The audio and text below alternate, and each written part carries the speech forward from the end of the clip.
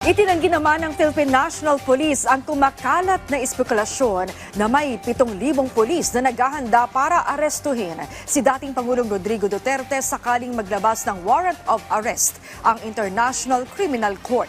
Yan ang ulat ni Ryan Lesiges.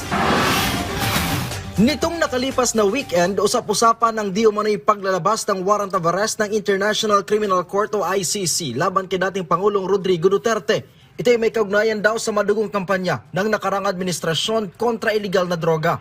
Ang espekulasyon mas tumindi pa. Naghahanda na rin daw kasi ang mga pulis sa Davao para arestuhin ang dating Pangulo. Pero ayon kay PNP spokesperson at PRO3 Regional Director, Police Brigadier General Jean Fajardo, walang katotohanan na mayroong 7,000 pulis na naghahanda para arestuhin si dating Pangulong Duterte.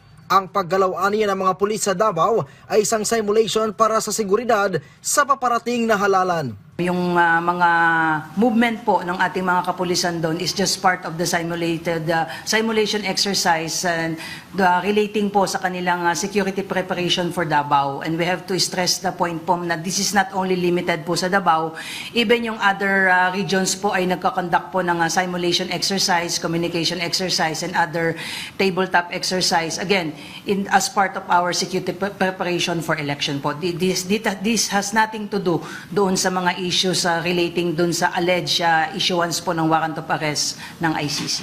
Nilinaw din ni Fajardo na wala pa silang hawak na warrant of arrest laban kay Duterte. As of now, ma'am, wala pa po tayong verifiable information as to the reported na warrant of arrest issued by the ICC.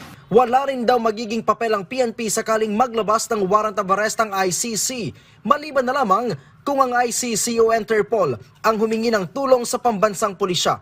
Paliwanag ni Fajardo, meron kasing kasunduan sa Interpol at PNP gaya ng ginawang pagtulong ng Indonesia para maaresto si Alice Go. The ICC has no way to directly giving orders sa PNP or any other law enforcement for that matter po. So wala po tayong magiging papel po in case maglalabas po ng arrest warrant po ang ICC because what we are assuming that they will seek the assistance po ng Interpol. Pero paglilinaw ng PNP na handa naman silang makipagtulungan sa ICC o Interpol sakaling may lumabas kang warrant of arrest laban kay Duterte.